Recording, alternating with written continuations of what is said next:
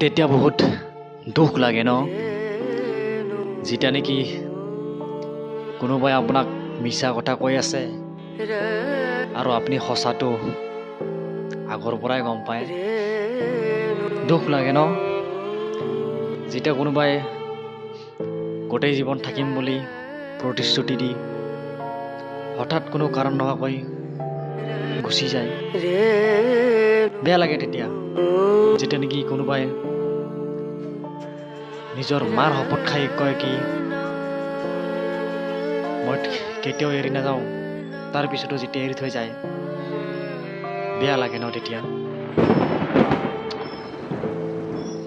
আজিকালি মানুহ কি বিশ্বাস কৰিব আপুনি? মানুহে নিজৰ মাৰ কচম পৰ্যন্ত খাই কিছুমান বিপদৰ পৰা হাত সাৰিবলৈ কাক কি বিশ্বাস কৰিব? চব স্বাৰ্থপৰ।